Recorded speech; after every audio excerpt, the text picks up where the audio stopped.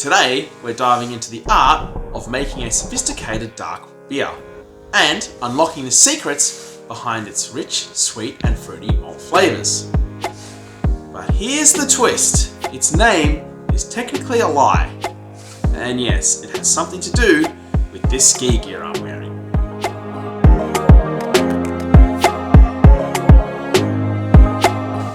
Welcome everyone back to the JKB Brewing channel. So the beer that we're going to be making in today's video comes from a part of the world where this ski gear would be very appropriate. Well, at least some of the time. And also because it is really friggin' cold here right now. So this beer showcases taking something that is known and adapting it and making it your own. Now this is what I'm all about here at JKB Brewing, and which is why I started JKB Brewing in the first place. Today we're going to be making a Baltic Porter. Baltic Porter originates in the Baltic countries. Now if you just, at the end of your next beer, just really sit and ponder that, you might see why it's called Baltic Porter. So Baltic Porter was inspired by the imperial stouts that were coming out of England and being exported to the Baltic countries and Russia. The locals then turned their own hand at trying to recreate these imperial stouts and imperial porters that were coming out of England to their local area, adapted it to their own local ingredients and brewing methods. So originally the Baltic Porter was brewed with ale yeast, but then eventually the locals then turned to using bottom fermenting and cold fermenting lager yeast, which obviously suits their cold climate a lot better. So yes, this beer does come from a place in the world that is very cold and ski gear is appropriate. And as you can see, this beer is also technically a lager and not an ale, which means that its name is technically a lie. So it should really be called Big Black Baltic Lager that kind of maybe tastes like a porter. The logic there, just absolutely sound.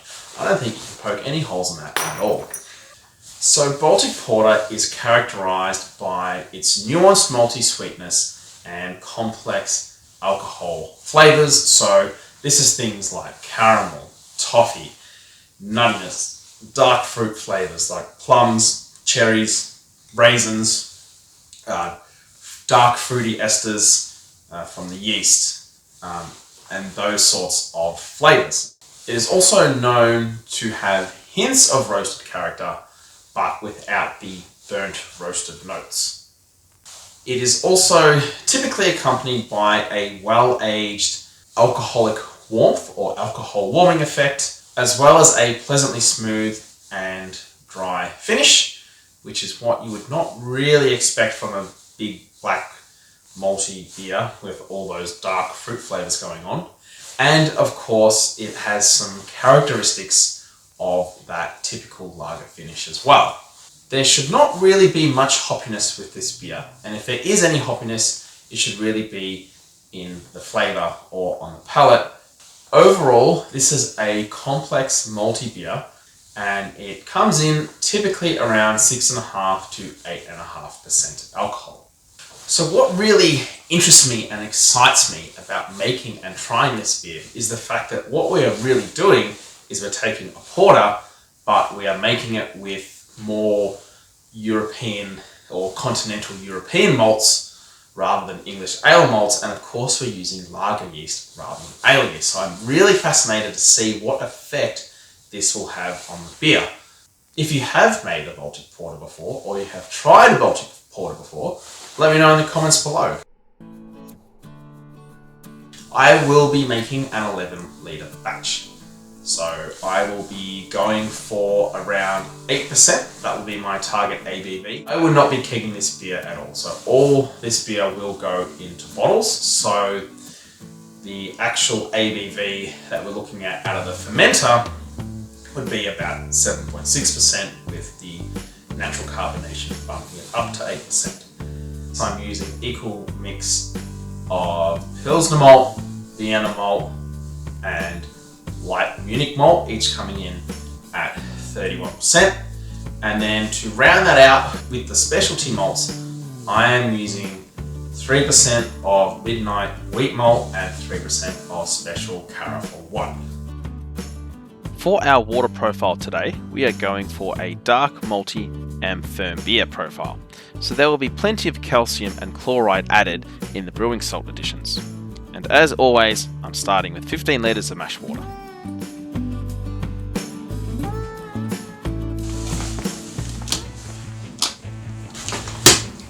Okay, we've got 3.5 kilos of grains for today's recipe that we need to mill, so it's time to get them crushed and get them into the beer.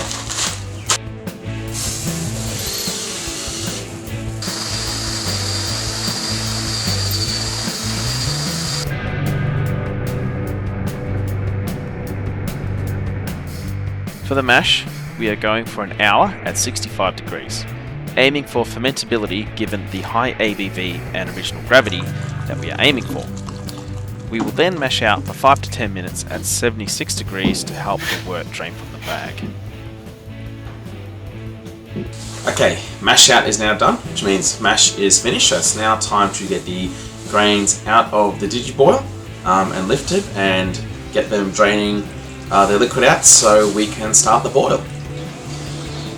So for the boil today, I've got both Styrian Goldings and a little bit of Northern Brewer for the hops. So I did intend to use just Styrian Goldings, and I believe it gives off a nice, subtle kind of floral and earthy character, which I think will complement this beer well, because I don't want the hops to be the show of this beer. I want the malt to shine. This beer is all about the malt, and so I don't want the hops getting in the way of that, so I believe that sort of characteristic from the Styrian Goldings will work well in this beer, but because the alpha acid of the Styrian Goldings in this packet was lower than what I thought it would be. That is due to the fact that the homebrew shop that I bought these hops from, they provide, or at least for this particular hop, they provide a range of alpha acids that could come in the packet, and the packet just happened to be on the lower end of that. So because of the reduced bitterness that I am getting out of these hops than what I thought I would get, I've just added a little bit of Northern Brewer to get the bitterness back up to the desired level. And the Northern Brewer is just what I had on hand, and I think will give like a similar vibe to what the Styrian Goldings will give me, and will be a good hop to use just for getting bitterness in a way that doesn't really interfere too much with the malty characteristic of this beer. At 60 minutes, we have a 30 gram addition of Styrian Goldings and a 5 gram addition of Northern Brewer hops, aiming for a total of 35 IBUs. With 15 minutes to go in the boil, in goes half a Delta Flock tablet, and then with 10 minutes to go, the wort chiller goes in for sanitizing and 1.3 grams of yeast nutrient to help our yeast ferment nice and strong.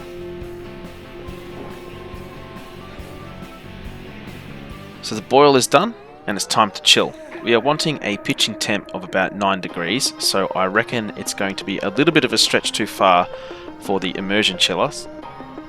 The beer has been chilling now for about 15 to 20 minutes, so it's time to turn the water off and transfer it to the fermenter.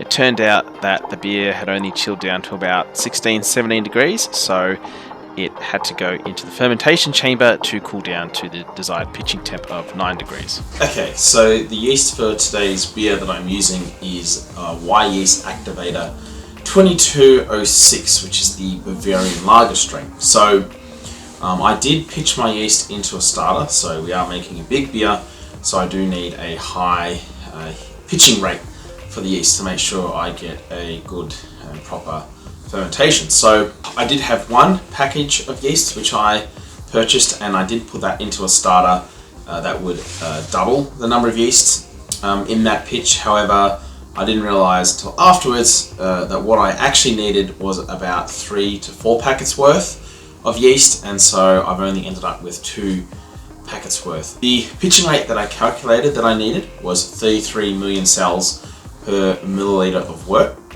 However, due to the fact that I didn't buy enough yeast to begin with, I'm probably going to end up around 18 million cells of yeast per mil of wort. But because I am going to be under pitching this is going to push it towards a more estery profile. So I hope it doesn't end up too estery, and that we don't get too many off flavors because of the underpitch, but we are just going to have to see what happens there. To ferment this beer, we're going to be starting at 9 degrees, and once fermentation begins, we're going to increase the temperature by half a degree for every day for 10 days. So this will get us to 14 degrees, and then once it is fermenting at 14 degrees for a whole day, it will then be raised to 16 degrees, where it will stay there for 2 weeks before being bottled and then lagered in those bottles in the fridge for a few months. As a quick aside here, I did need to top the fermenter up with about 2.5 litres of water to get to the desired 11 litres of beer. So I don't usually do ramp profiles, as it is much easier to just pick a temp and leave it, but I did want to try something different and see what happened. So the idea behind the ramp is to control the increase in temperature. So we want a clean fermentation that you get from the low temp, but we also want to make sure the yeast ferments all the sugar and cleans up any off flavors, especially given it is a big beer. We want to make sure that it completely ferments. So the slow increase should help limit off flavors while also increasing the temp to encourage that cleanup. Should be exciting to try when it is finally done. It is in the fermenter, ready to go, ready to start fermenting, so can't wait to see how that ends up. It is not necessarily easy to find, so it should be a great experience to try this once it is done. Please subscribe, like, hit the notification bell icon to be notified when this beer is ready to taste and when that video comes out. I mean, if you've gotten to this point in the video and you've invested all that time, you really wouldn't want to miss it, would you? You wouldn't want to give up and miss the tasting after putting this much time and effort into getting to this part of the video? I don't think so.